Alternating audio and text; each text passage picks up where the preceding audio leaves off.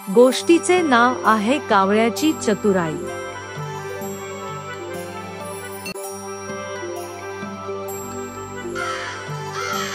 ही गोष्ट आहे काही काळापूर्वीची। एक जंगल होते। या जंगलामध्ये खूप सारे पशु पक्षी राहायचे। चिमण्या, कावळे असे सर्वजण एकत्र राहायचे। एका वर्षी खूप कडक उन्हाळा होता। त्या जंगलामध्ये एक कावळा राहत होता। तो दिवसभर इकडून तिकडे फिरत असे। त्याला ती सवय होती। एके दिवशी त्याला खूप तहान लागली। तो इकडे तिकडे खूप दूर फिरू लागला, पण त्याला पाणी काही मिळेना। तो काव काव करत बोलू लागला, तरी त्याला कुठेच पाणी मिळत नव्हते।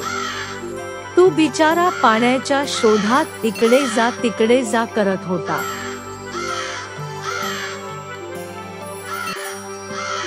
पण तो कुठेच थांबला नाही। तो पाण्याच्या शोधातच राहिला।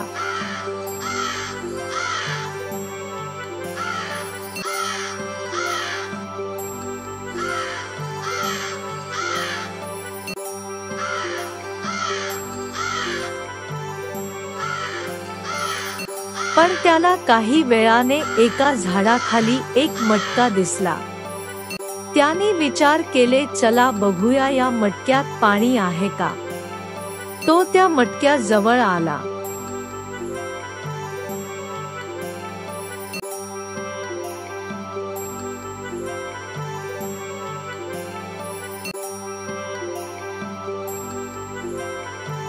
त्याने मटक्यात बघितले तर त्याला थोडेसे पाणी दिसले। चला आता थंडगार पाणी पिऊया, कावळा असा म्हणून मटक्या जवळ फिरू लागला। मटक्यात पाणी बघून त्याला खूप आनंद झाला।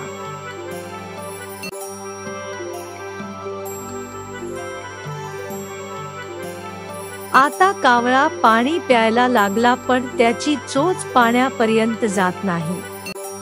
तो विचार करू लागला, केव्हाचे मला पाणी मिळत नव्हते आणि आता पाणी मिळाले तर माझी चोच पाण्यापर्यंत जात नाही। पण कावळा बोलला, मी इतक्या सहजासहजी हरणार नाही। मी पाणी पिऊनच राहणार।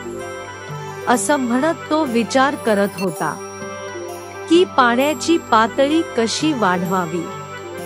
पाण्याची पातळी वाढवण्यासाठी तू इकडे तिकडे बघू लागला। मग त्याला एक युक्ती सुचली, कधी आपणही दगड पाण्यात टाकले तर पाणी वर येईल। त्याने दगड पाण्यात टाकायला सुरुवात केली।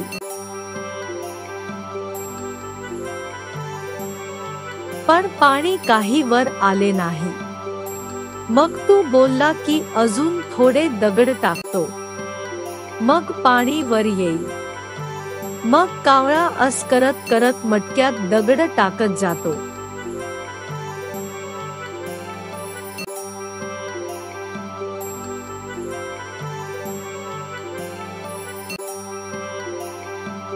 पाणी हळूहळू वर येऊ लागते। ते बघून कावळ्याला खूप आनंद होतो।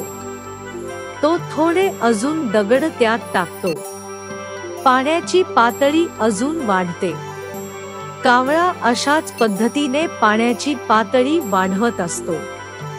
तस करता करता त्याला पाणी पिता येईल एवढी त्या पाण्याची पातळी होते आणि तो पोटभर पाणी पितो आणि मग उडून जातो। या गोष्टीची तात्पर्य असे होते की कधीही कोणतेही काम करताना मेहनतीने करावे। मेहनतीने केलेले कामाला कधीही फळ मिळते।